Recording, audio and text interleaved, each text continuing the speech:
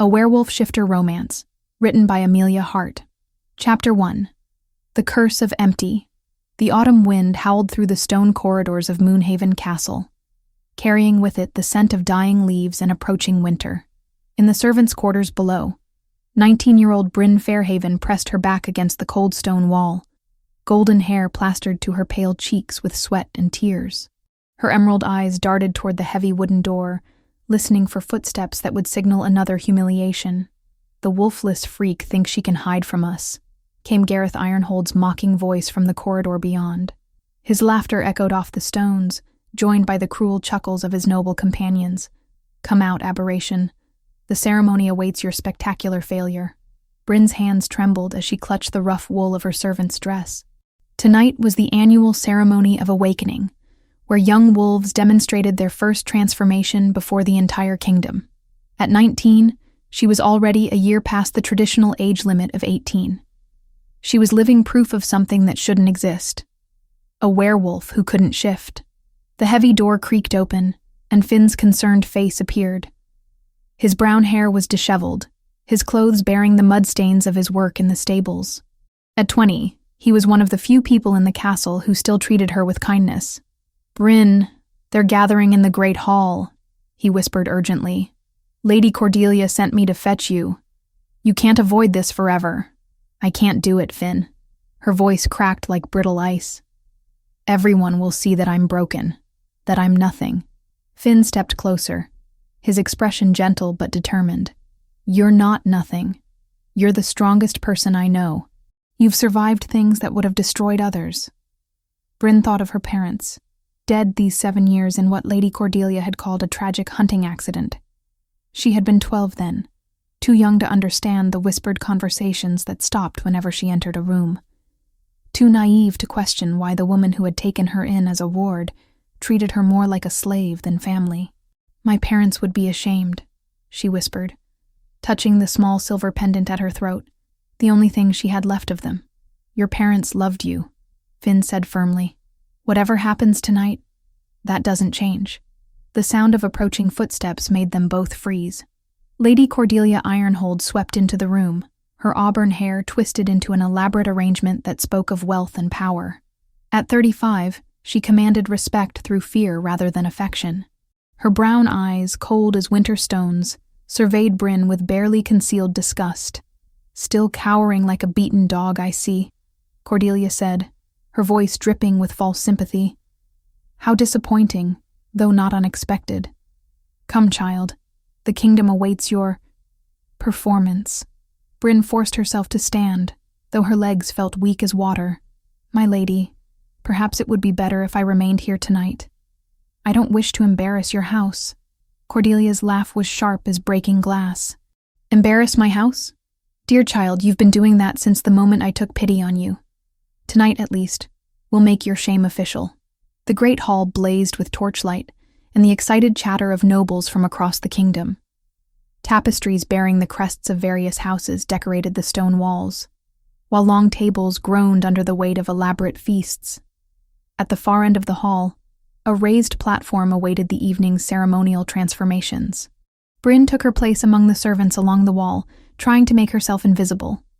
But the whispers followed her like hunting hounds. "Look, it's the cursed girl. 19 and still human. What an abomination. They say her parents were traitors. Perhaps the curse runs in the bloodline." Each word was a dagger to her heart, but Bryn kept her face carefully blank.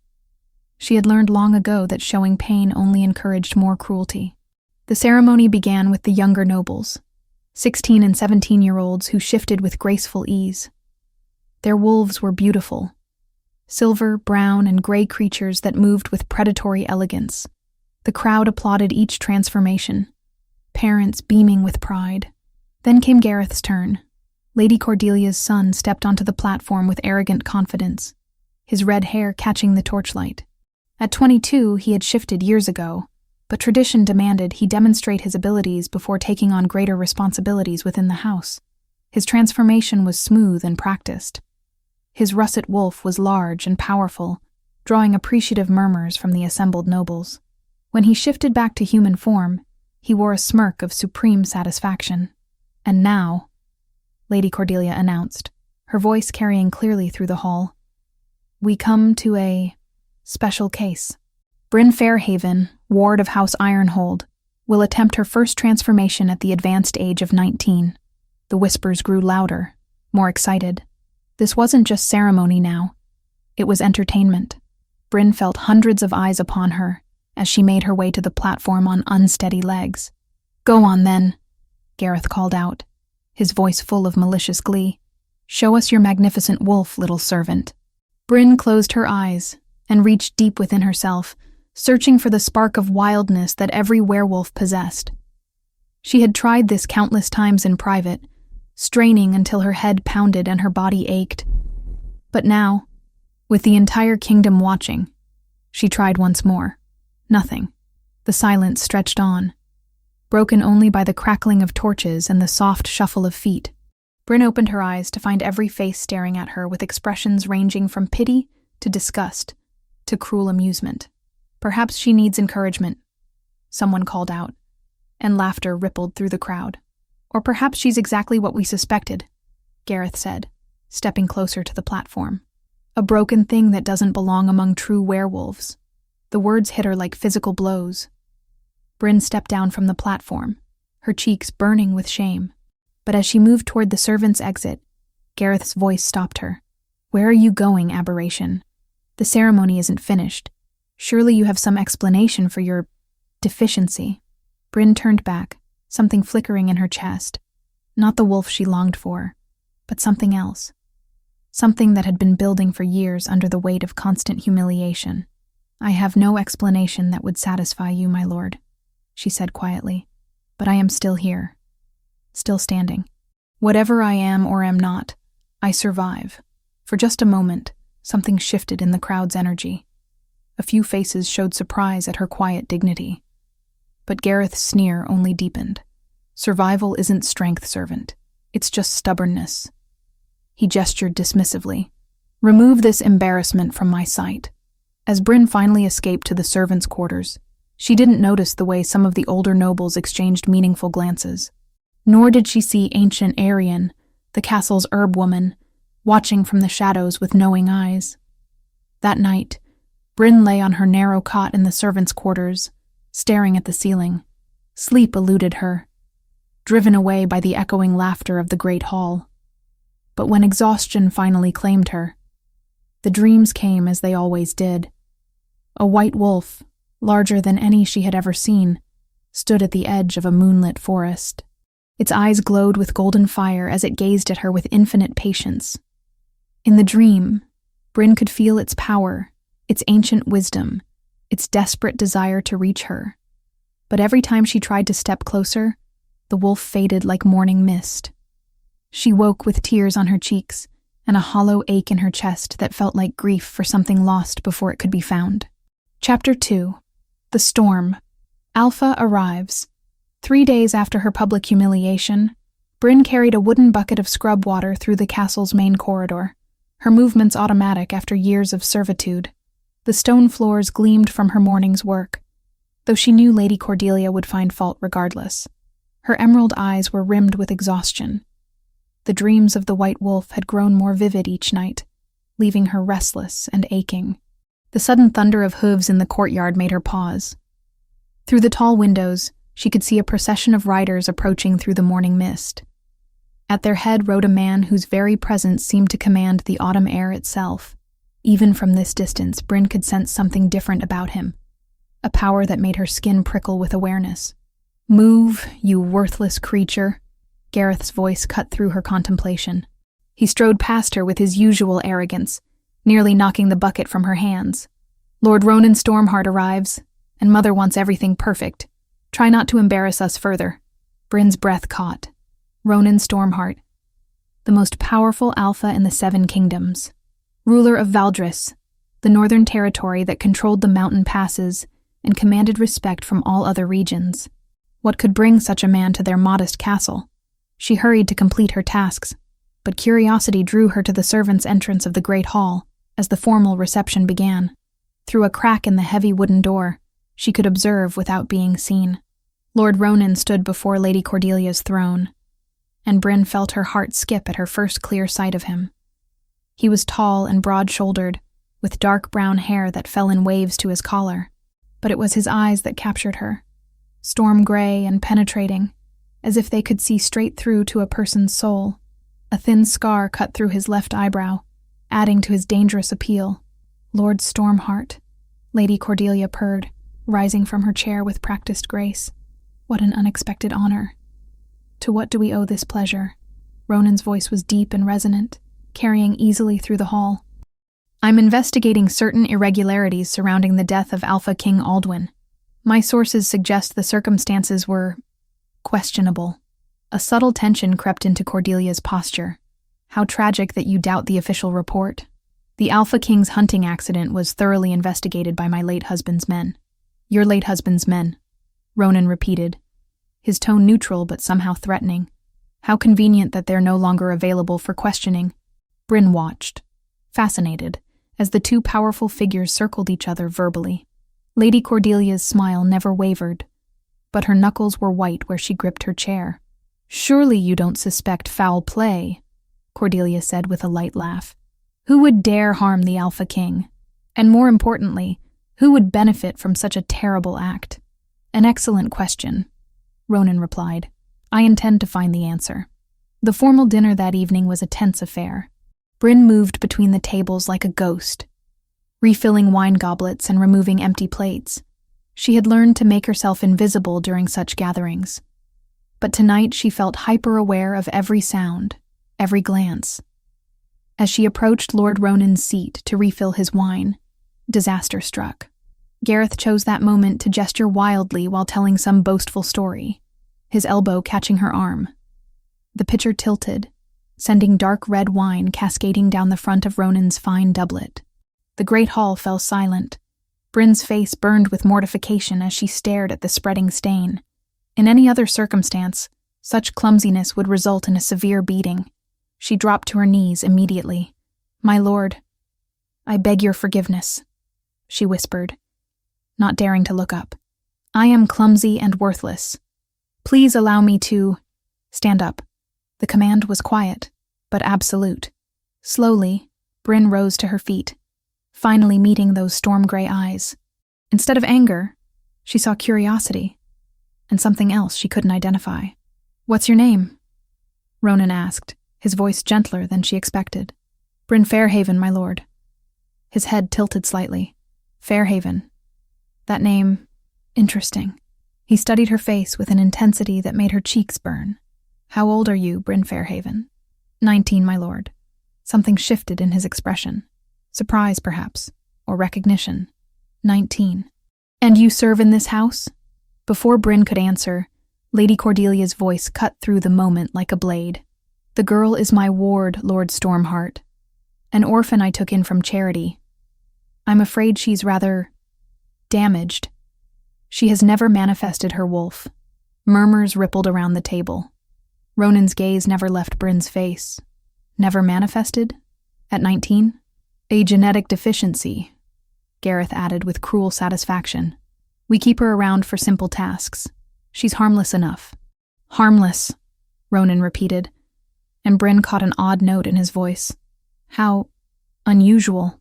The rest of the evening passed in a blur of whispered conversations and meaningful glances. Bryn completed her duties mechanically, but she couldn't shake the feeling of being watched. Every time she looked up, she seemed to catch Lord Ronan's eye across the room. Later, as the guests retired for the night, Bryn made her way to the servants' quarters through the castle's darker corridors. She was nearly at her destination when rough hands seized her arms, slamming her against the stone wall. "Well, well," Gareth's wine-soaked breath washed over her face. "Made quite an impression on our noble guest, didn't you?" His friends flanked him. 3 young nobles whose faces were flushed with drink and malice. Bryn's heart raced as she recognized the dangerous gleam in their eyes. "I meant no disrespect, my lord," she said carefully. "The wine was an accident." "Oh, I'm sure it was," Gareth sneered. "But accidents have consequences, don't they, boys?" One of his companions laughed nastily. "Maybe we should teach the wolfless freak about proper behavior." Gareth's hand moved to her throat, pressing against the silver pendant there. "This is pretty." Where did a servant get such a fine piece? It was my mother's. Bryn gasped. Your mother the traitor? Gareth's grip tightened. Perhaps we should relieve you of this burden. I wouldn't do that if I were you. The voice came from the shadows, low and deadly. Lord Ronan stepped into the torchlight, his presence filling the corridor like an approaching storm. His gray eyes blazed with controlled fury as he took in the scene. My lord. Gareth stammered, immediately releasing Bryn. We were just discussing the evening's events. Were you? Ronan's voice was silk over steel. It looked more like you were threatening a defenseless servant. She's not defenseless, one of Gareth's friends protested. She's cursed. Everyone knows. The words died in his throat as Ronan's power filled the air. Even Bryn, with her dormant abilities, could feel the crushing weight of his authority.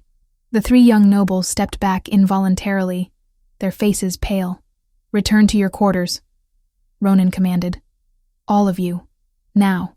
They fled like rabbits before a wolf, leaving Bryn alone with the most powerful alpha in the 7 kingdoms.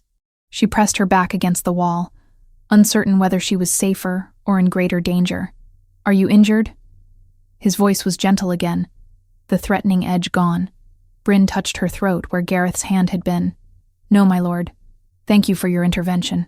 Ronan stepped closer, and she caught his scent. Pine forests and winter storms, wild and intoxicating. Why do they call you cursed? Because I cannot shift, she whispered. At my age, it means I never will.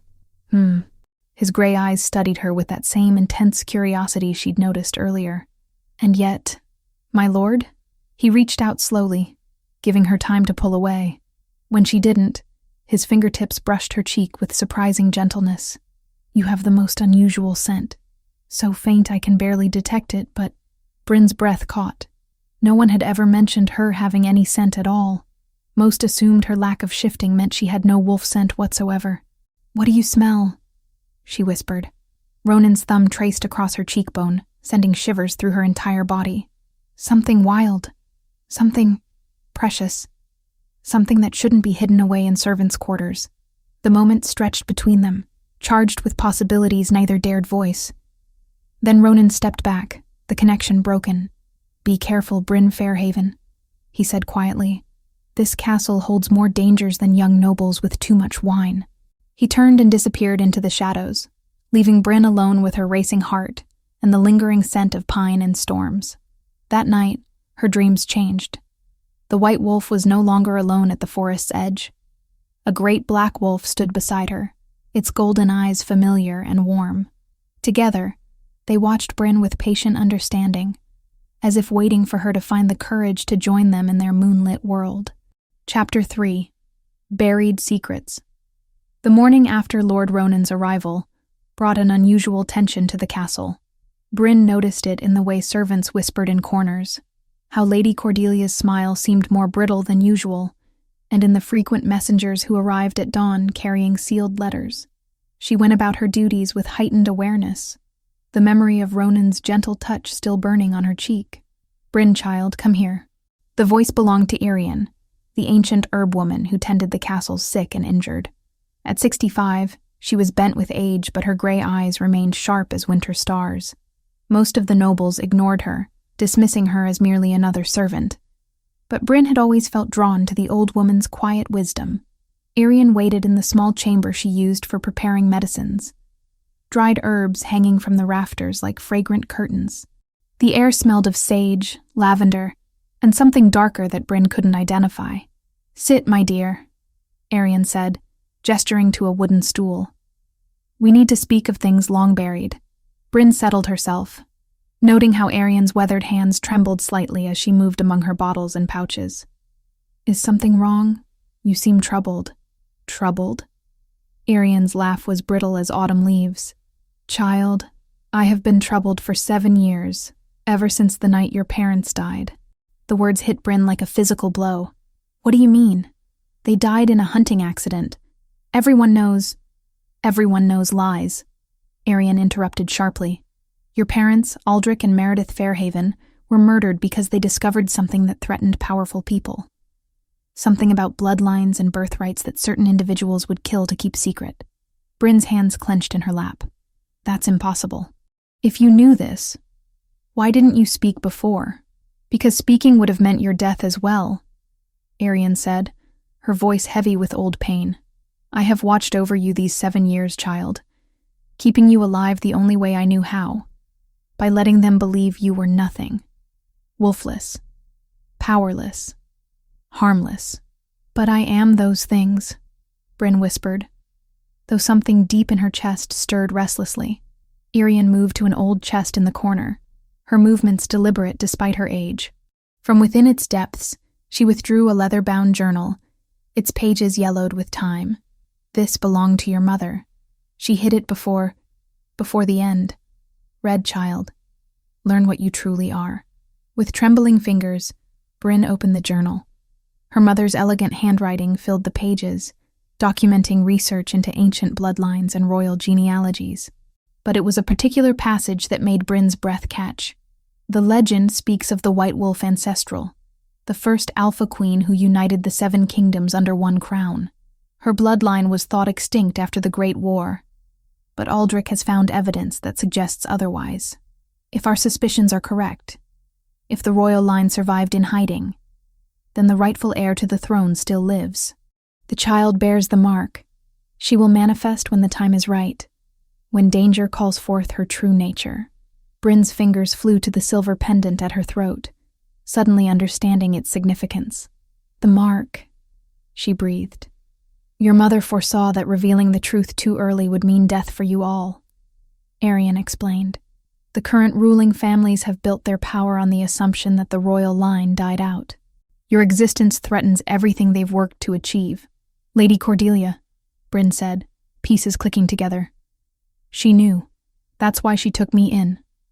Not from charity, but to control me, to control you, to diminish you, to make you believe you were nothing, Arian confirmed.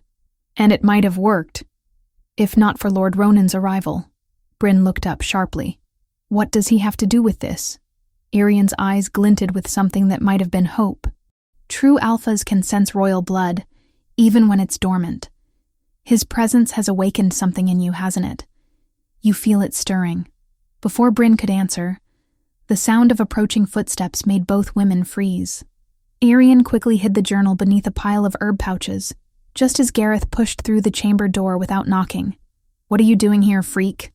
He demanded, his red hair disheveled and his clothes bearing the marks of sword practice. Mother wants the floors in the great hall scrubbed again. Apparently, last night's wine stains weren't properly removed. Bryn stood slowly, her mind still reeling from Arian's revelations. Of course, my lord. I'll attend to it immediately. As she moved toward the door, Gareth grabbed her arm roughly. And stay away from our noble guest. Mother's noticed how he looks at you and she's not pleased. I have no idea what you mean, Bryn said quietly. Don't play innocent with me, Gareth snarled. Whatever game you think you're playing, whatever you think you can gain from his attention, forget it. You're nothing, and you'll always be nothing. He shoved her toward the door, but Bryn caught herself against the frame. For just a moment, as anger flared in her chest, she felt something respond. A warmth spreading through her limbs. A strength that felt foreign and familiar all at once. Gareth must have seen something in her face because he stepped back, uncertainty flickering in his eyes. Just remember your place, he muttered before stalking away. That afternoon, as Bryn worked alone in the great hall, Lord Ronan appeared as silently as morning mist. She hadn't heard him approach, but suddenly he was there, his presence filling the vast space. You missed a spot, he said, his voice carrying a hint of amusement. Bryn looked up from where she knelt, scrubbing the stone floor. My lord, I didn't hear you enter. Forgive me, you should have nothing, he interrupted gently. I came looking for you. The word sent warmth spreading through her chest. Looking for me. But why? Instead of answering directly, Ronan moved closer, his gray eyes studying her face with that same intense curiosity. Tell me about your parents, Bryn. The question caught her off guard. There's little to tell, my lord. They died when I was 12. A hunting accident. His expression suggested he found her answer as unsatisfying as she did. And before they died? What did they do? My father worked with genealogies, bloodline records for various houses. My mother she was interested in old stories, legends and histories. The words came hesitantly, memories surfacing that she'd tried to bury. Old stories, Ronan repeated thoughtfully. What kind of stories?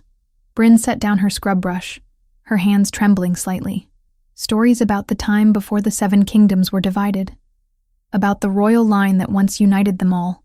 Something shifted in Ronan's expression. Recognition, perhaps, or understanding. The White Wolf legend. You know it? Bryn asked, surprised. Every alpha knows the stories, he said quietly, though most dismiss them as fairy tales.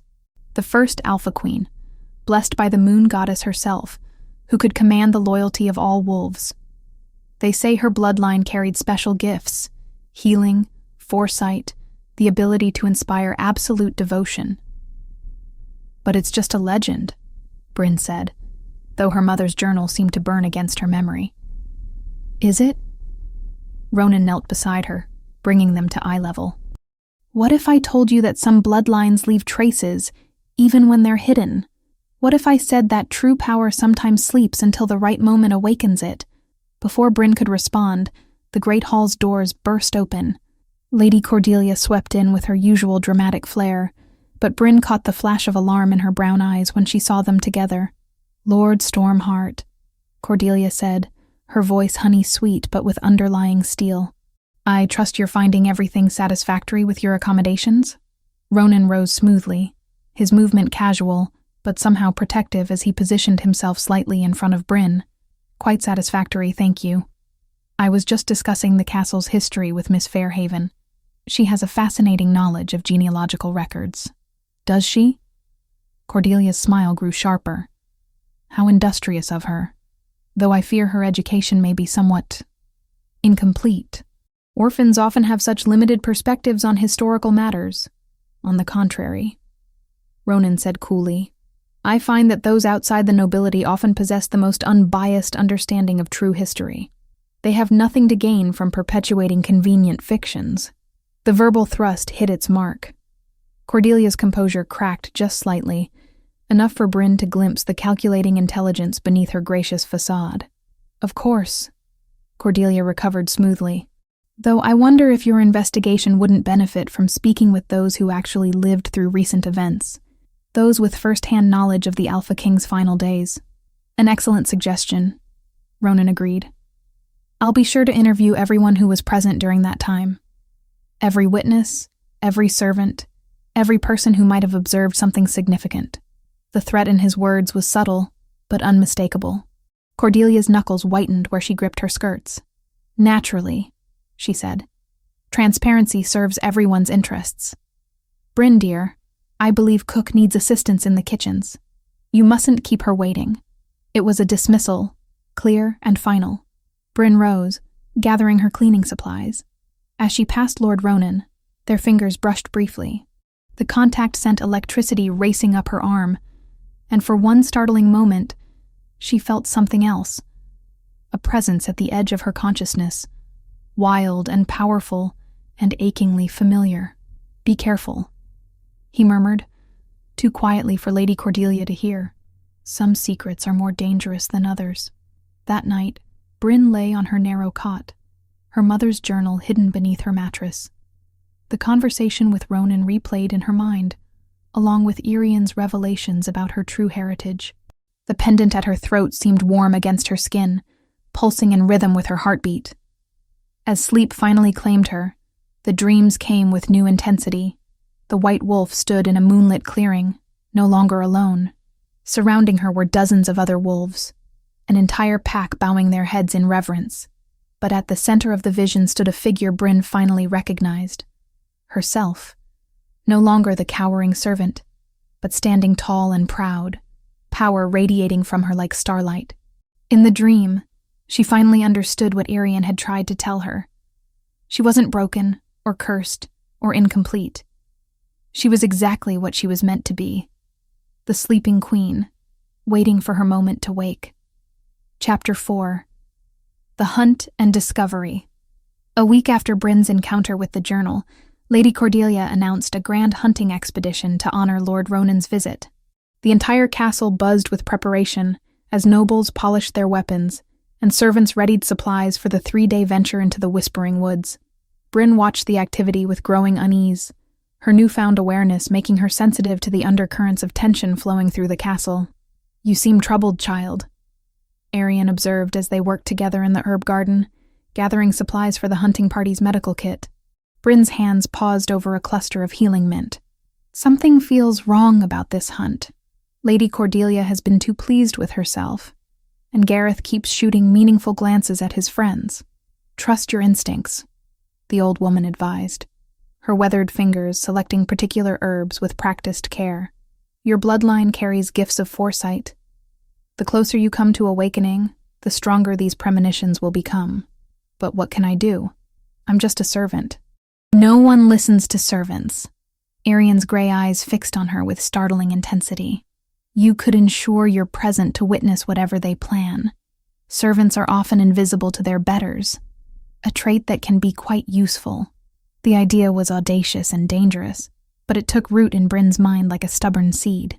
That evening, as the hunting party made final preparations, she approached the head groom with a carefully rehearsed request. "Master Willem," she said, keeping her voice respectful and humble, "Cook is concerned about Lord Ronan's dietary preferences during the hunt. She's asked me to accompany the party to ensure his meals are properly prepared." Willem, a gruff but kind man who'd known her parents, studied her face carefully. "Dangerous work, hunting parties. Lots of things can go wrong in those woods. I understand the risks," Bryn said quietly, "but I have my reasons." Something in her tone must have convinced him, because he nodded slowly. "There's an extra horse in the stables. Small mare, gentle but quick. If you're determined to go, best you can ride properly."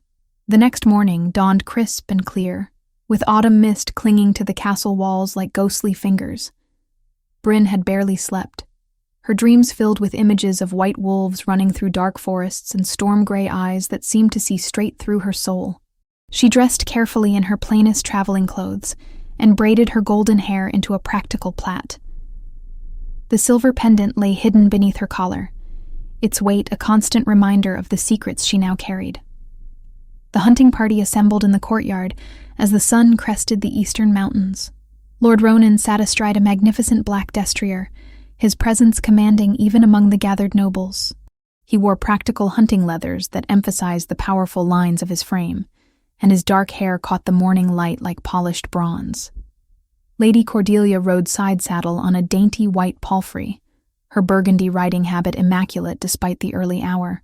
She surveyed the assembled party with satisfaction, her brown eyes lingering on certain faces with meaningful intensity. "My lords and ladies," she called out, her voice carrying clearly across the courtyard. "Today we hunt in the ancient tradition, testing our skills against the wild creatures of the Whispering Woods. May fortune favor the bold." The party moved out with much fanfare, hounds baying and horses prancing with excitement. Bryn rode near the rear with the other servants, her small mare keeping pace despite its modest size. She noticed how certain members of the party, Gareth and 3 of his closest friends, stayed close to Lord Ronan, their behavior solicitous, but somehow predatory. The Whispering Woods lived up to their name, filled with the constant rustle of leaves and the distant calls of unseen creatures. Ancient oaks and towering pines created a canopy so thick that only scattered beams of sunlight reached the forest floor. The hunting trails were well marked, but Bryn couldn't shake the feeling that they were being watched by more than woodland animals. After several hours of riding, the party stopped beside a crystalline stream for their midday meal. The servants unpacked elaborate picnic provisions while the nobles discussed their morning's sport.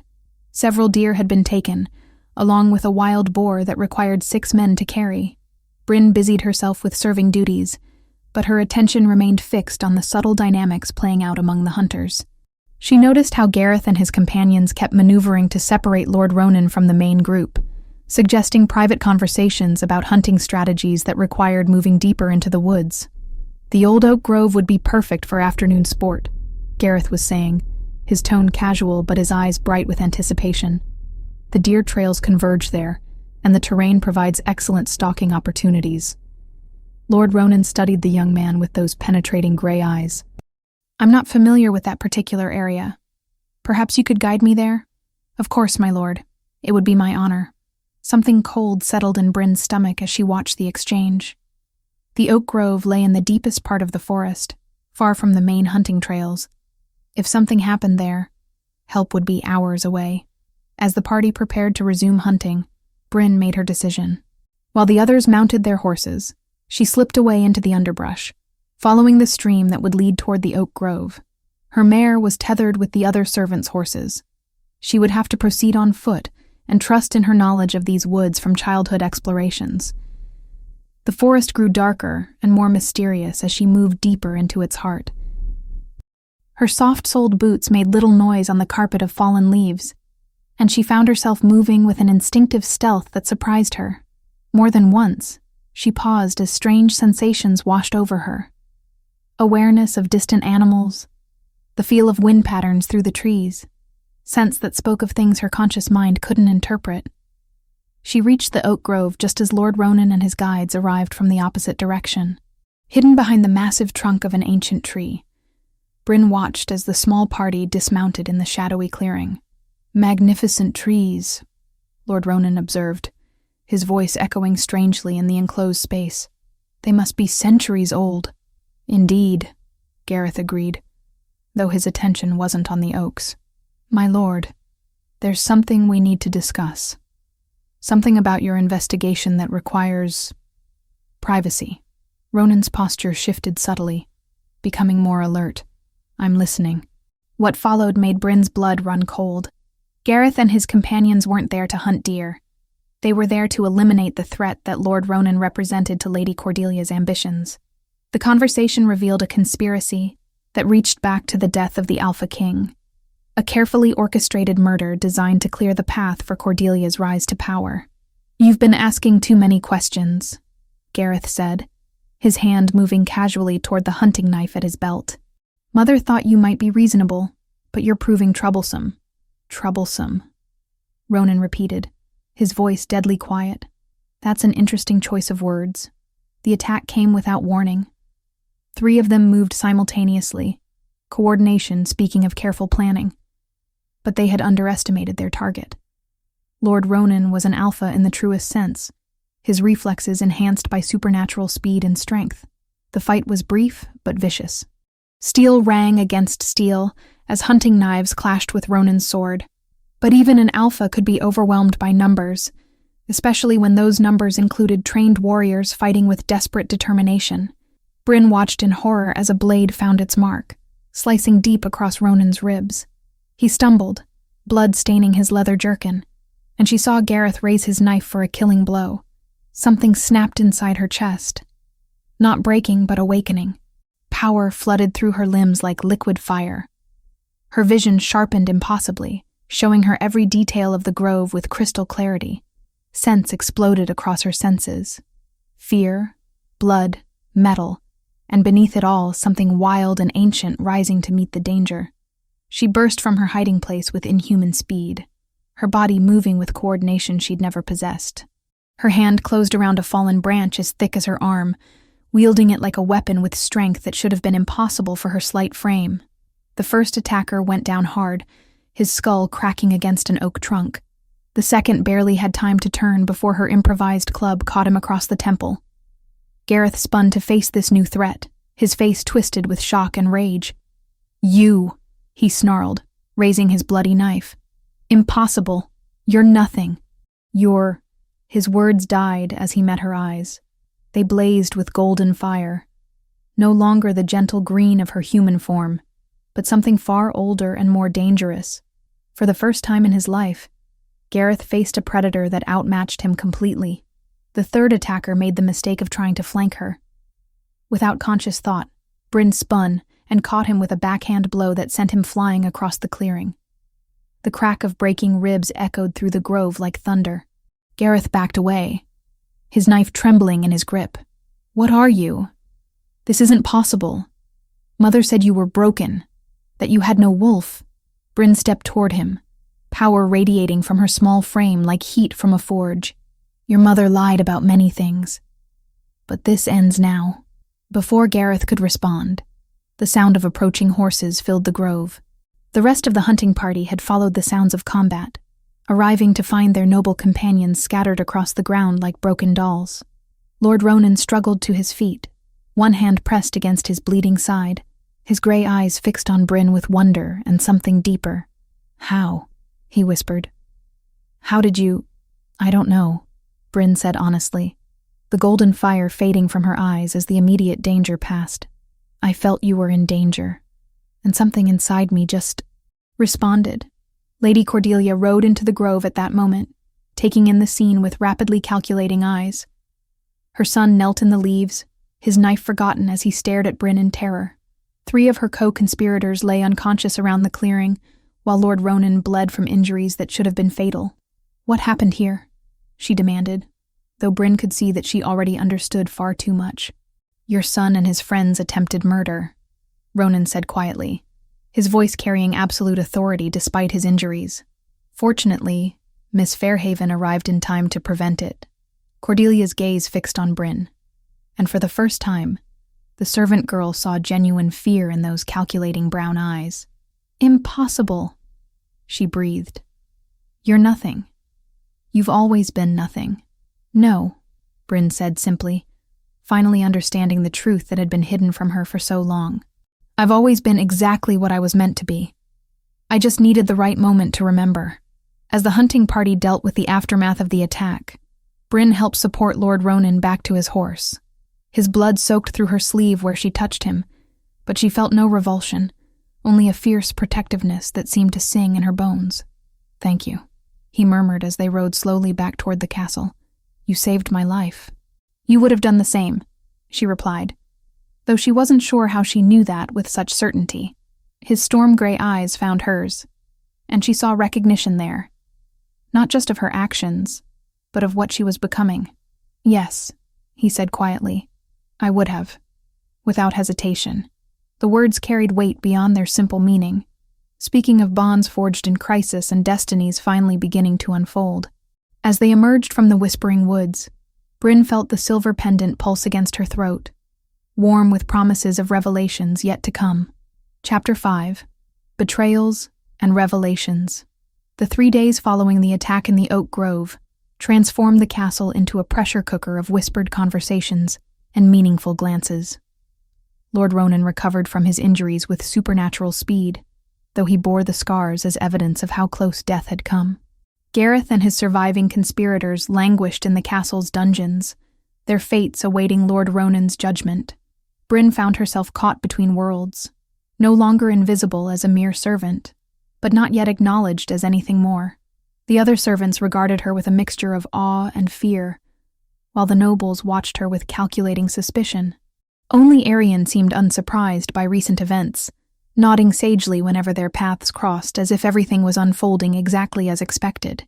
It was on the 4th morning that Lord Ronan made his declaration. The great hall had been transformed for a formal gathering, with representatives from neighboring houses present to witness whatever pronouncement the powerful Alpha intended to make. Lady Cordelia sat in her chair of state, her composure perfect despite the circumstances, though Bryn noticed the subtle tremor in her hands. "Lords and ladies," Ronan began, his voice carrying easily through the stone chamber. "Recent events have revealed truths that can no longer be hidden. Miss Bryn Fairhaven is not merely a servant in this house. She is my destined mate, blessed by the moon goddess herself." The declaration hit the assembled nobles like a thunderbolt. Gasps and exclamations filled the air as heads turned toward where Bryn stood frozen among the servants along the wall. Her heart hammered against her ribs as every eye in the hall fixed upon her. "Furthermore," Ronan continued, his gray eyes finding hers across the crowded space, "I formally claim her as my chosen companion and future Luna of House Stormheart." Lady Cordelia rose slowly from her chair, her face a mask of controlled fury. "My lord," she said, her voice honey-sweet but edged with poison, "surely you speak in haste. The girl is damaged, wolfless. Surely such a union would weaken rather than strengthen your noble bloodline." "Damaged?" Ronan's tone grew dangerous. "The woman who single-handedly defeated 3 trained warriors to save my life. The woman whose courage and strength shine like a beacon in the darkness of this place? Courage born of desperation, perhaps? Lady Cordelia replied smoothly. But my lord, consider the implications. A Luna who cannot shift, who has no connection to her wolf nature. What message does this send to your pack? To your enemies? Murmurs of agreement rippled through portions of the crowd. Bryn felt their doubt and disdain washing over her like a tide of poisoned water. The moment she had dreamed of, being publicly acknowledged, being valued, was turning into another nightmare of judgment and rejection. The girl has bewitched him. Someone whispered loudly enough to be heard. Used some servant's trickery to ensnare his affections. Unnatural, another voice agreed. An alpha mating outside his own kind. Lord Ronan's power filled the hall like an approaching storm, making the air itself heavy with authority. Enough, he commanded. And silence fell instantly. I know what I have seen. I know what I sense. Miss Fairhaven carries gifts that transcend your limited understanding. But Lady Cordelia had found her opening and pressed forward ruthlessly. Gifts? She laughed, the sound sharp as breaking glass. My lord, if you must know the truth about this girl's parentage, then perhaps it's time to reveal why she has lived as my ward all these years. Bryn's blood turned to ice water in her veins. She could see triumph glittering in Cordelia's brown eyes, as the woman prepared to deliver what she clearly believed would be a killing blow. The truth, my lord, is that her parents were traitors to the crown. Aldrich and Meredith Fairhaven were executed, not killed in a hunting accident as we've allowed people to believe, but executed for plotting against the Alpha King himself. The lie was delivered with such conviction that even Bryn felt a moment's doubt. Around the hall, faces turned toward her with expressions ranging from horror to disgust. The word traitor echoed in whispers as noble families distanced themselves from potential contamination. Her bloodline is cursed, Lady Cordelia continued, her voice rising with theatrical passion. Tainted by treachery and weakness.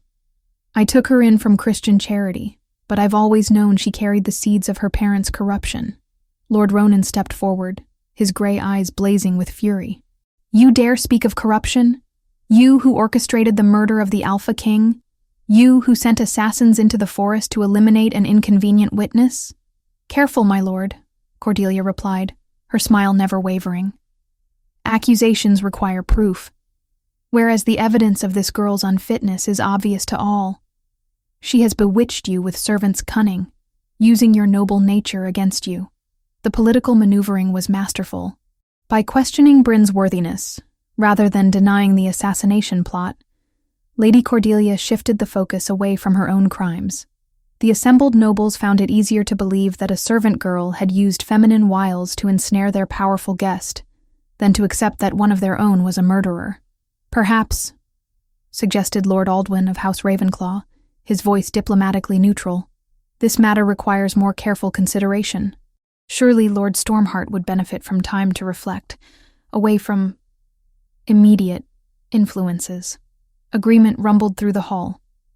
Bryn could see the political tide turning against them, isolating Ronan from his potential allies by making his judgment seem compromised. I require no time for reflection, Ronan declared firmly. My choice is made, but is hers, Lady Cordelia asked smoothly. Has anyone asked what the girl herself desires? Perhaps she finds the prospect of leaving her humble station as overwhelming as we do. All eyes turned to Bryn, and she felt the weight of destiny pressing down on her shoulders like a physical force. This was her moment. She could speak, could defend herself and Ronan, could claim her place at his side. But Lady Cordelia's years of conditioning held her paralyzed. The constant reinforcement that she was nothing, worthless, broken, it all crashed down on her at once. Surrounded by hostile faces, accused of bewitching the man she had come to love, she felt the old familiar shame rising like bile in her throat. She began, her voice barely above a whisper. I never sought to bewitch anyone. I am what you all say, nothing special. Perhaps Lord Ronan would be better served by a mate worthy of his station. The words tasted like ashes, but she forced them out. Better to spare him the political consequences of defending her than to drag him down with her supposed unworthiness. Something shattered in Ronan's expression. pain, disappointment, and a grief so profound it made her chest ache. "Bryn," he said quietly, "you don't understand what you're saying." "I understand perfectly," she replied, hating herself with each word. "I understand that I am a servant, that my parents were traitors, and that I have brought nothing but trouble since the moment you arrived." The political pressure in the room shifted again, nobles relaxing as the threat to the established order seemed to dissolve. Lady Cordelia's smile was radiant with victory. "There, you see," she said gently, as if comforting a wounded animal. "The girl knows her place. She has no desire to rise above her station and bring shame upon your noble house." Ronan stood in the center of the hall, isolated by Bryn's apparent rejection and the noble's relief at avoiding an uncomfortable precedent. His gray eyes found hers one last time, and she saw the exact moment when his hope died. "As you wish," he said formally, his voice empty of all warmth. "I withdraw my claim. Miss Fairhaven remains a ward of House Ironhold, subject to Lady Cordelia's authority." The dismissal was final, absolute. Bryn felt something precious tear apart inside her chest as Ronan turned away, his broad shoulders rigid with controlled emotion. "However," he continued, his tone growing hard as winter steel, "given recent events, I believe it would be best if I continued my investigation from elsewhere. I'll be departing at dawn." "Of course," Lady Cordelia agreed quickly, eager to see him gone before he could cause more trouble. "We understand completely. Travel safely, my lord."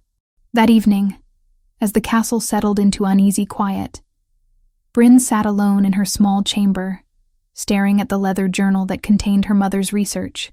The words on the pages seemed to mock her now. Prophecies of a royal bloodline, legends of the White Wolf ancestral, promises of power and destiny that had proven to be nothing but fantasy. A soft knock at her door made her look up. Arian entered without waiting for permission, her aged face grave with disappointment. "Foolish child," the old woman said bluntly. "Do you have any idea what you've done?"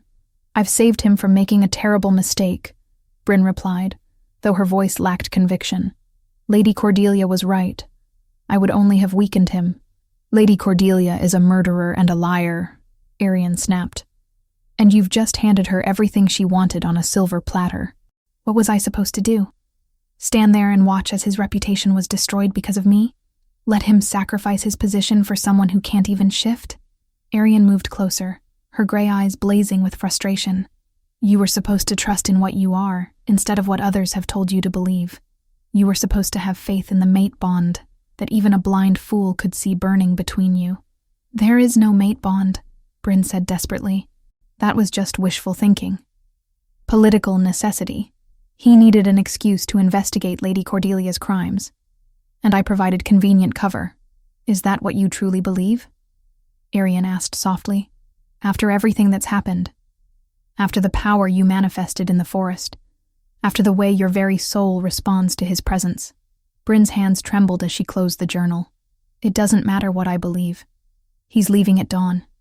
It's over." Arian studied her for a long moment, then shook her head sadly. "No, child. It's only beginning. Lady Cordelia won't rest now that she knows you're a threat. Lord Ronan's protection was the only thing keeping you safe, and you've just thrown it away." "What do you mean?" "I mean," Arian said grimly, "that by tomorrow night, you'll either be dead or gone from this place forever. Lady Cordelia can't risk leaving you alive now that she knows what you might become." The old woman turned toward the door, then paused. "There's still time, if you can find the courage to claim what's rightfully yours.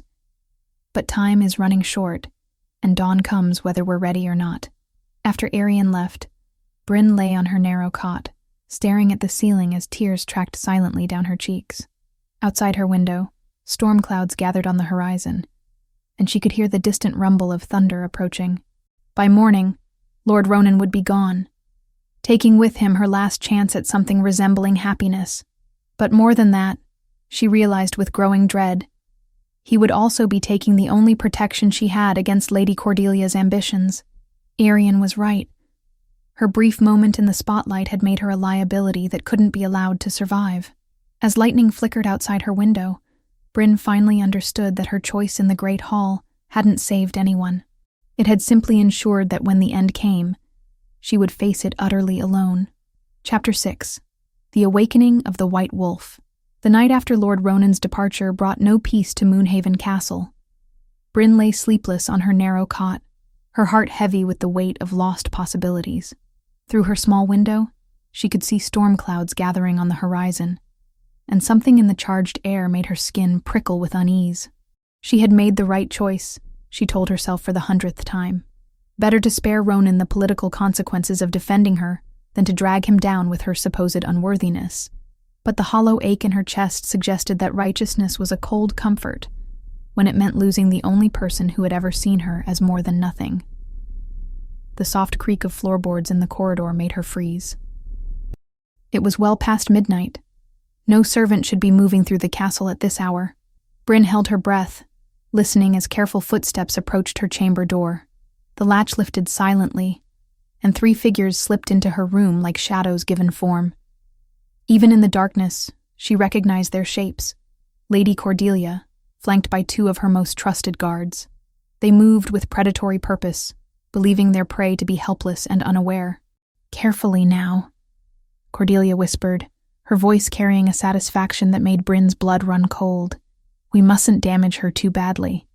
It needs to look like she tried to escape and met with a tragic accident in the forest."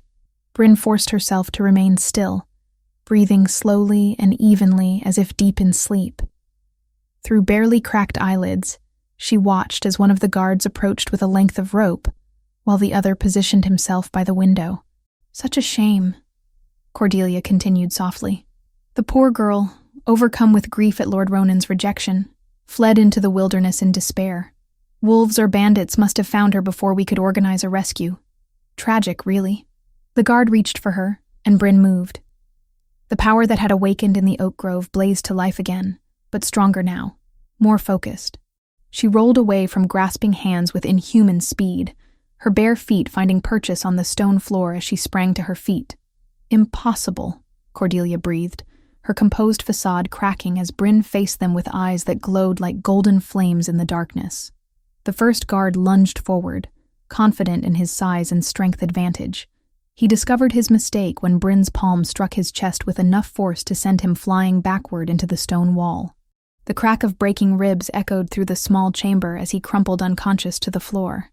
The second guard drew his sword, the steel singing as it cleared its sheath.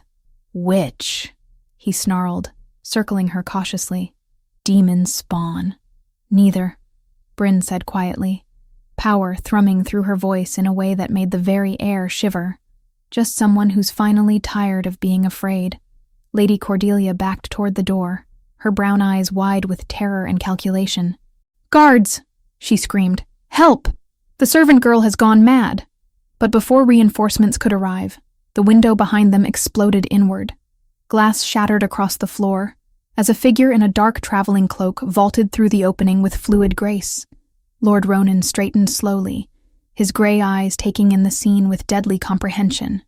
"I thought you had left," Bryn gasped, her heart lurching with hope and confusion. "I tried," he replied grimly, never taking his eyes off Lady Cordelia. "Made it perhaps 5 miles before something told me to turn back. A good thing, it seems." The remaining guard made the mistake of trying to attack, while Ronan's attention was divided. The Alpha moved like liquid lightning, his hand closing around the man's throat and lifting him off the ground with casual strength. "Drop the sword," Ronan commanded, his voice carrying the absolute authority of his wolf nature. The weapon clattered to the floor as the guard's face turned purple. "Now then," Ronan said conversationally, releasing his grip enough to let the man breathe. "Perhaps Lady Cordelia would like to explain why she's conducting midnight visits to a servant's quarters with armed men and rope." Cordelia drew herself up to her full height, attempting to reclaim some dignity despite the circumstances. "The girl attacked my guards without provocation. She's clearly dangerous, possibly possessed by dark magic. I was trying to restrain her before she could harm others." "Dark magic?"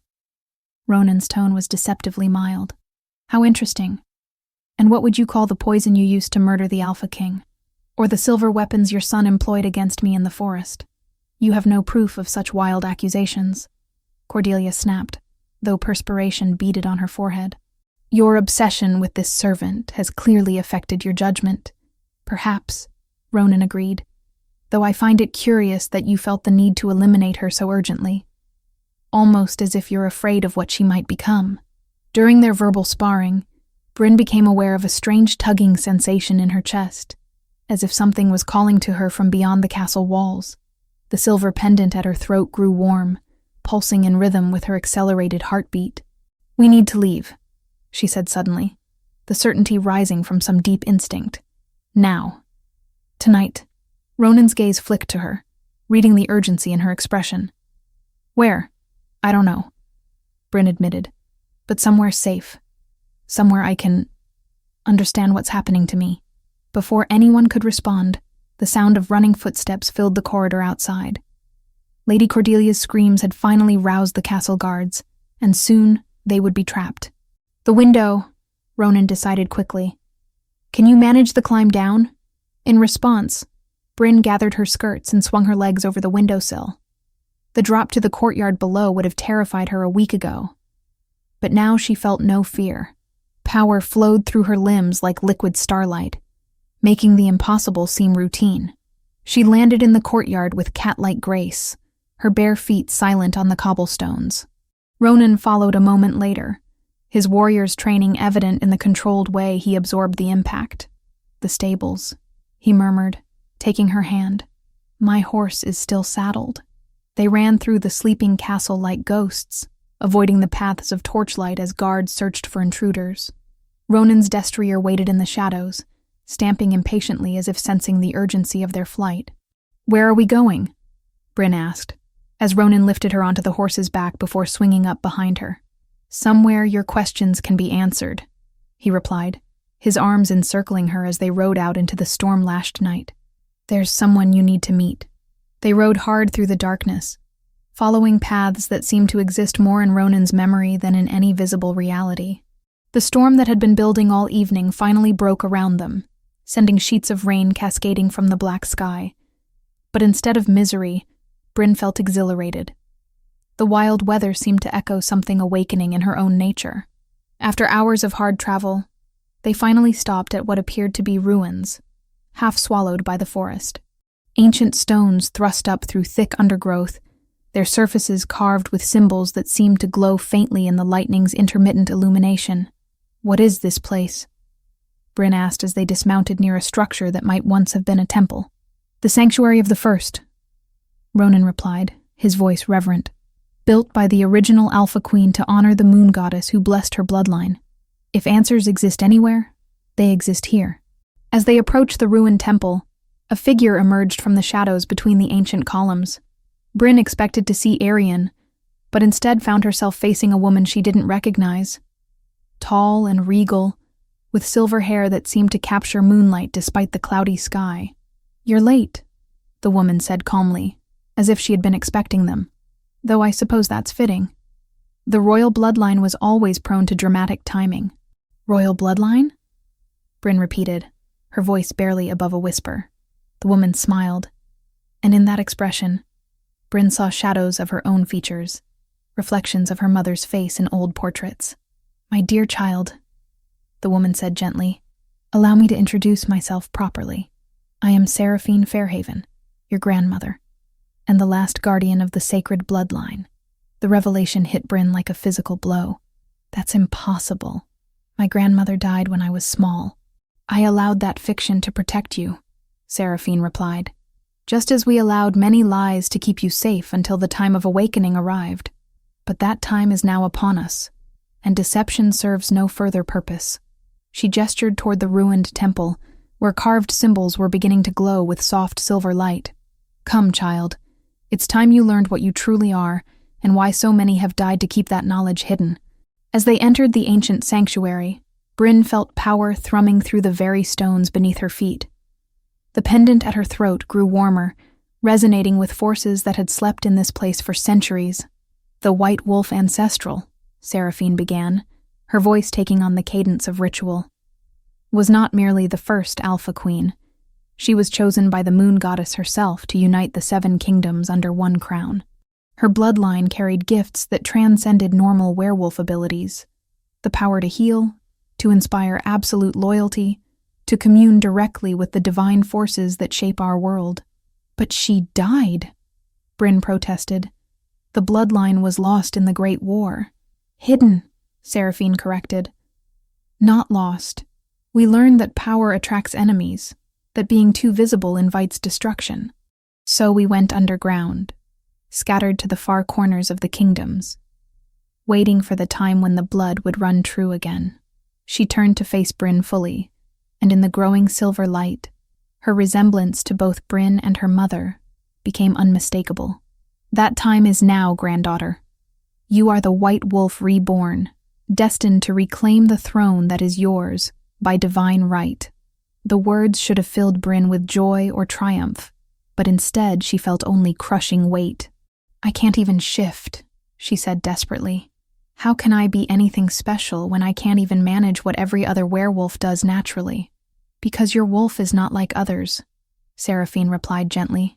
She is the avatar of the moon goddess herself, too powerful to manifest without proper preparation and ritual. Tonight, under the storm moon, with your true mate beside you, she will finally be free. Bryn looked at Ronan, who had remained silent throughout these revelations. His gray eyes held wonder and something deeper, recognition, as if pieces of a long puzzle were finally falling into place. You knew, she accused softly. You knew what I was. I suspected, he admitted. From the moment we met, something in you called to something in me. The mate bond only forms between souls of equal power. I knew you had to be more than you appeared. And now? She asked, her voice trembling with hope and terror in equal measure.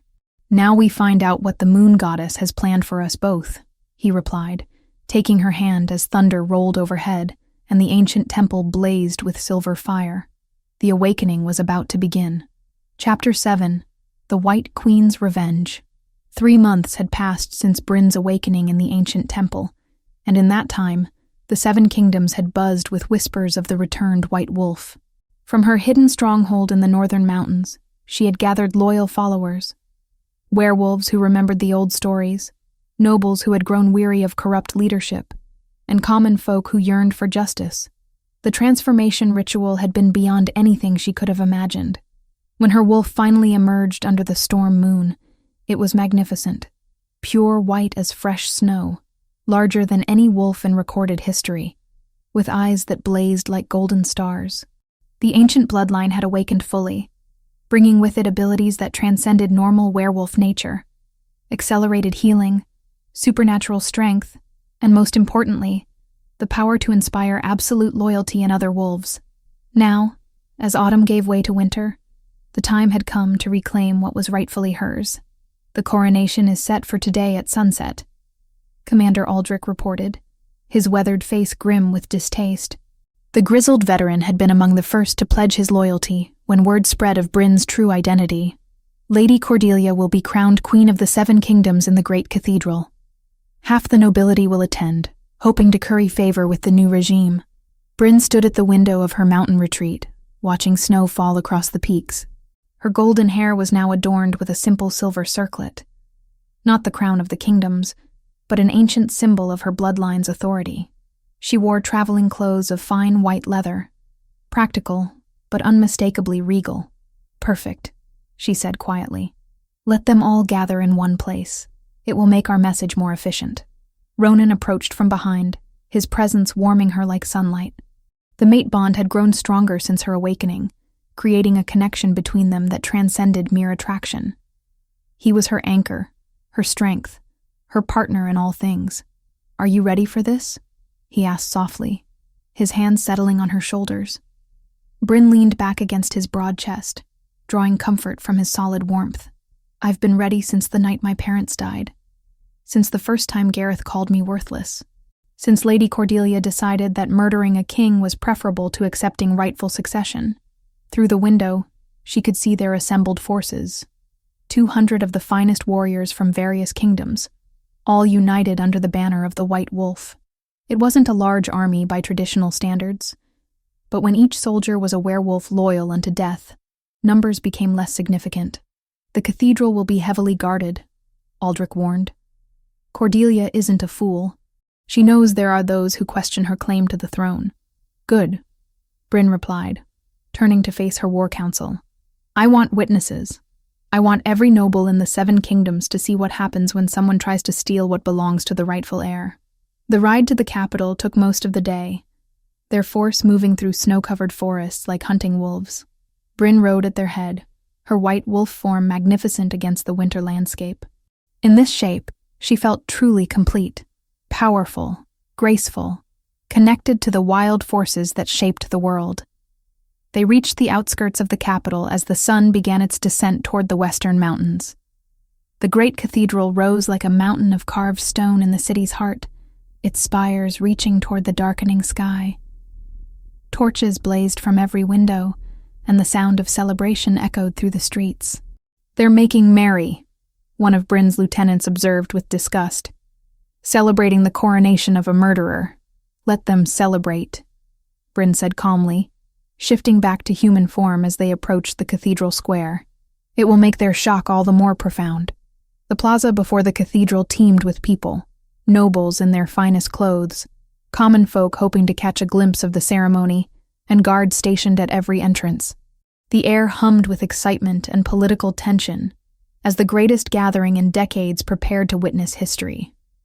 Bryn and her force approached openly, making no attempt at stealth. Her white leather gleamed in the torchlight, and the silver circlet on her brow caught and reflected the flames like captured starlight. Conversations died as people recognized the symbol she wore, the ancient mark of the royal bloodline. By the goddess, someone whispered. It's her. The white wolf. The whispers spread through the crowd like wildfire. Guards reached for their weapons, but uncertainty stayed their hands. This wasn't a typical attack. It was something far more dangerous, a challenge to the very foundations of power. The cathedral doors stood open, revealing the magnificent interior blazing with candlelight. At the far end of the nave, Lady Cordelia knelt before the high altar, while the kingdom's most senior clergy prepared to place the crown upon her head. She wore robes of deep purple silk, her auburn hair elaborately arranged beneath a golden circlet that would soon be replaced with the true crown of the kingdoms.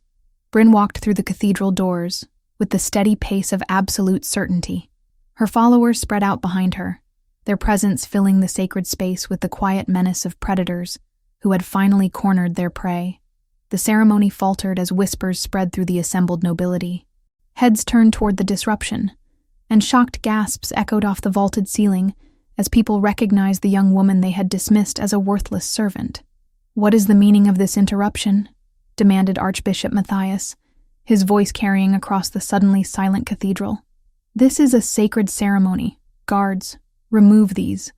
I wouldn't, Bryn said quietly, but her voice carried to every corner of the vast space. Unless you wish to explain to the moon goddess why you crowned a murderer and usurper in her sacred house.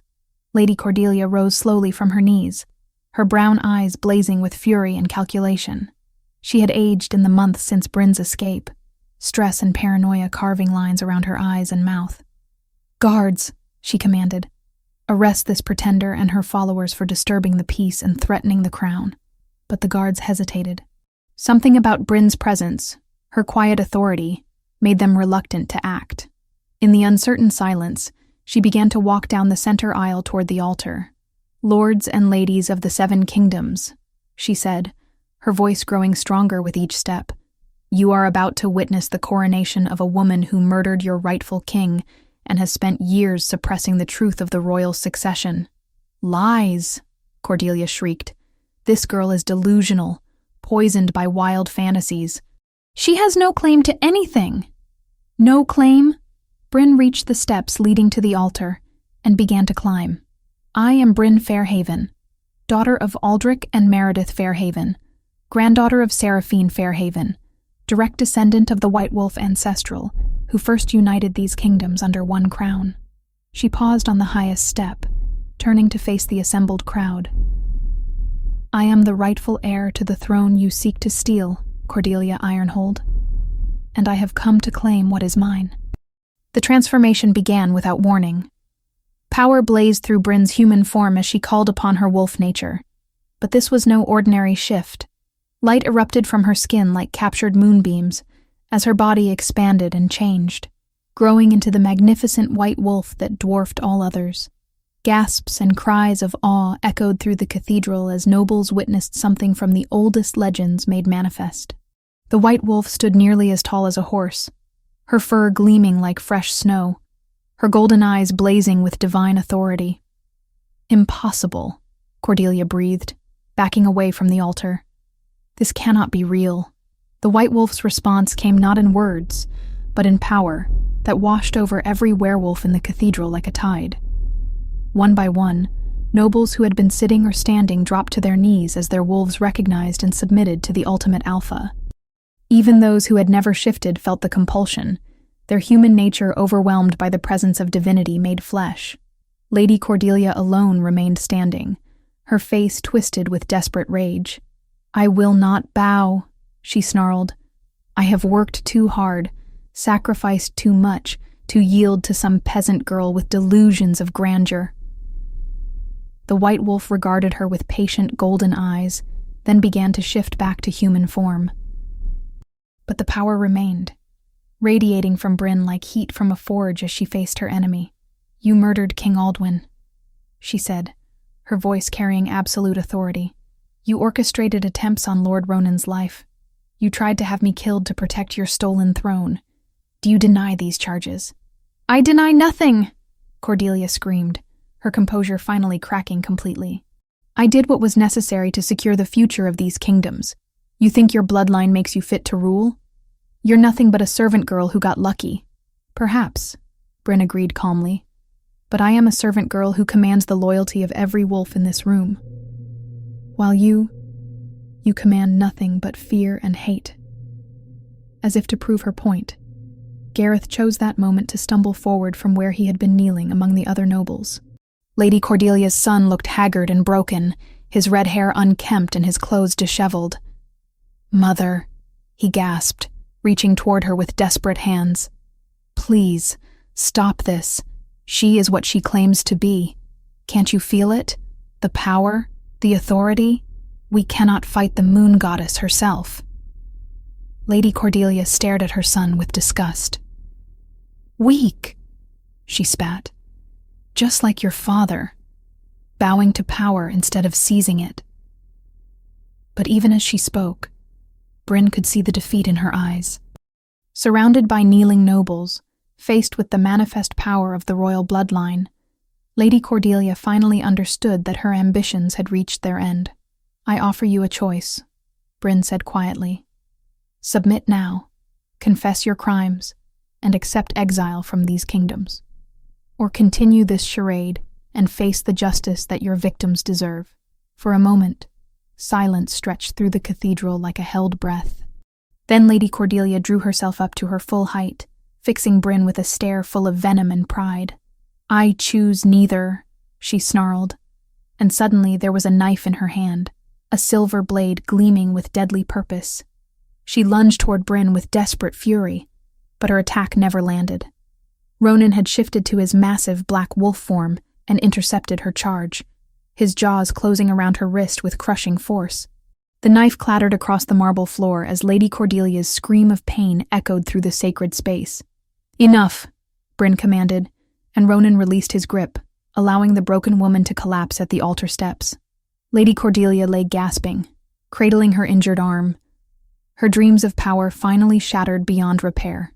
Around the cathedral, the assembled nobles watched in awed silence as history rewrote itself before their eyes. "Lords and ladies of the 7 kingdoms," Bryn said, her voice carrying to every corner of the vast space. "Bear witness. The age of lies and corruption ends here. The rightful queen has returned to claim her throne."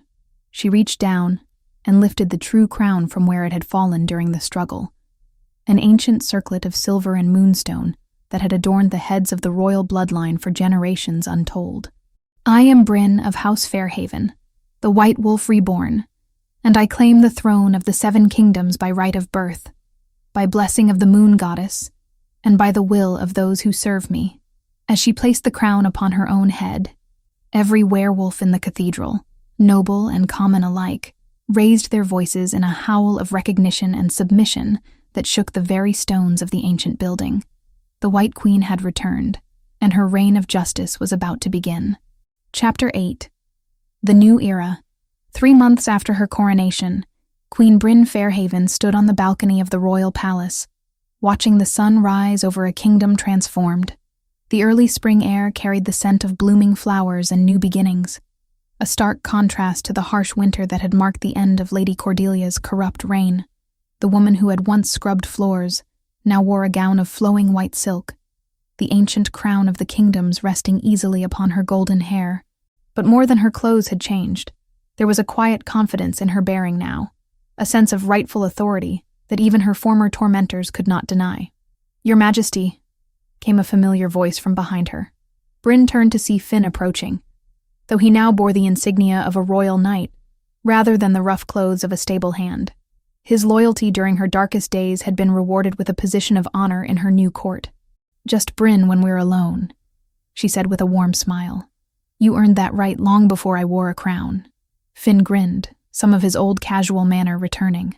"The council is gathering in the throne room. Lord Ronan sent me to fetch you," though he used considerably more formal language. Bryn's heart lightened at the mention of her husband. Their wedding had taken place just weeks after her coronation, a ceremony that united not just two hearts, but two of the most powerful bloodlines in werewolf history. Ronan had insisted on taking the title of Alpha Consort rather than king, declaring that he had no desire to rule over the woman who commanded his absolute devotion. They made their way through corridors that had once echoed with Lady Cordelia's harsh commands, but now buzzed with the quiet efficiency of a court dedicated to justice rather than self-interest. Servants who had once cowered in fear now moved with dignity, knowing their queen understood their struggles from personal experience. The throne room had been transformed as well. Gone were the ostentatious displays of wealth that had marked the previous regime. In their place hung tapestries depicting the history of the royal bloodline and the legends of the White Wolf ancestral. The throne itself remained unchanged, an ancient seat of carved silver and white stone that seemed to glow with inner light whenever Bryn occupied it. "Your Majesty," Commander Aldrich said as she entered, offering a respectful bow. The grizzled veteran now served as her chief military advisor, his experience invaluable in rebuilding the kingdom's defenses. "We have reports from all 7 territories." Bryn took her place on the throne, noting how naturally the crown's weight rested on her head now. To her right stood Ronan, magnificent in his formal robes as Alpha Consort, his storm-gray eyes warm with pride as they watched her take command of the realm. "Speak freely," she commanded, settling into the rhythm of governance that had become as natural as breathing. "The harvest reports are excellent across all territories," Aldrich began, consulting a series of scrolls. "Your reforms regarding orphaned children and late-manifesting werewolves have been well received by the common folk. The nobility adjusts more slowly, but they adjust nonetheless." Bryn nodded with satisfaction. One of her first acts as queen had been to establish sanctuaries for children who lost their parents, ensuring they would never again face the systematic abuse she had endured. Additionally, any werewolf who manifested their abilities after the traditional age would be celebrated rather than scorned, a change that had already prevented several tragic outcomes. "And what of Lady Cordelia's remaining supporters?" she asked. "Most have bent the knee and accepted pardons in exchange for loyal service," Aldrich replied. "Those who refused have been exiled to the northern wastes as you commanded. They pose no immediate threat." Lady Cordelia herself had been offered the same choice, exile or execution. In a final display of the mercy that marked her reign, Bryn had chosen to spare her enemy's life, though she had made it clear that any attempt to return would result in immediate death. The former usurper now lived in bitter isolation beyond the kingdom's borders, her dreams of power reduced to memories. "What of Gareth?" Bryn asked, though she already suspected the answer. "Still in the dungeons, Your Majesty," Aldrich confirmed. "He continues to refuse all offers of clemency, claims he would rather die than serve the woman he once called worthless." Bryn felt a pang of something that might have been pity. Gareth's pride had always been his defining characteristic, and apparently even imprisonment couldn't cure him of it. "Keep offering," Eventually, he may come to understand that stubborn hatred serves no one. Your Majesty is too merciful, muttered Lord Aldwyn of House Ravenclaw, one of the nobles who had initially opposed her claim, but now served with grudging respect. Perhaps, Bryn agreed calmly. But I would rather err on the side of mercy than repeat the mistakes of those who came before me. The meeting continued for another hour, covering trade agreements, military deployments, and the countless administrative details that kept a kingdom functioning. Bryn listened to each report with careful attention, her mind cataloging information and weighing decisions with the wisdom that seemed to flow from her royal bloodline. When the formal business concluded, most of the courtiers departed to attend to their various duties, but Arian remained, now bearing the title of royal advisor, though she insisted on keeping her simple herb-woman's robes. "You wish to speak with me privately?" Bryn asked, as the ancient woman approached the throne. Arian's weathered face creased into a knowing smile. "Indeed, Your Majesty. There are certain developments that require discussion." Before Bryn could ask what she meant, Ronan moved closer to the throne, his hand coming to rest on her shoulder in a gesture that spoke of deep intimacy and shared secrets. "Tell her," he murmured, his voice warm with anticipation. Bryn looked between them in confusion, then understanding began to dawn as she noticed the particular way Arian was studying her face and figure. "The sickness that has troubled you these past weeks," Arian said gently. "The fatigue, the changes in appetite, the heightened sensitivity to certain scents, are signs of pregnancy," Bryn finished, her hand moving instinctively to her still flat stomach. "I'm with child." The confirmation sent a wave of emotion through her, joy, wonder, and a fierce protectiveness that seemed to emanate from her very core. The royal bloodline would continue, and her child would grow up knowing love and security, rather than abuse and rejection. "The heir to the White Wolf legacy," Ronan said softly, his own voice thick with emotion. "Our son or daughter will never know the struggles you endured." "How long?" Bryn asked, her mind already racing with implications and preparations. "Perhaps 2 months along," Arian estimated. "By autumn, the 7 kingdoms will have a new prince or princess." That evening, as the sun set over the kingdom she now ruled, Bryn walked through the royal gardens with Ronan at her side. The space that had once been reserved for nobles now served as a public park, where common folk could bring their children to play among the flowers. "Are you happy?" Ronan asked, as they paused beside a fountain decorated with carved wolves. Bryn considered the question seriously. 3 months ago, she had been a powerless servant convinced of her own worthlessness. Now she wore a crown and carried the heir to an ancient bloodline. The transformation seemed like something from a fairy tale rather than reality. "I am," she said finally, surprised by how easily the truth came. "Not because of the crown or the power, but because I finally understand who I was always meant to be." She turned to face him fully, her green eyes bright with contentment. "I was never broken, never cursed, never worthless. I was just waiting for the right moment, the right circumstances, the right person to help me become who I truly am." Ronan cupped her face gently in his hands, his thumbs brushing across her cheekbones with infinite tenderness. "And who is that?" "Bryn Fairhaven," she replied with quiet certainty. "Queen of the 7 kingdoms, mate to the most honorable alpha in existence, and soon to be mother to the next generation of the royal bloodline. But most importantly, I am someone who remembers what it feels like to be powerless, and who will spend her reign ensuring that no one else has to endure what I survived." Their kiss was gentle, but full of promise, a pledge of continued partnership in all things. Around them, the kingdom settled into peaceful evening routines, secure in the knowledge that their ruler understood their struggles and would protect their interests. As they made their way back to the palace, Bryn caught sight of a white wolf running along the forest's edge. Not herself, but one of the wild creatures that seemed drawn to her presence. The sight filled her with deep satisfaction. The kingdom was healing, growing stronger under her guidance, and the future stretched ahead bright with possibility.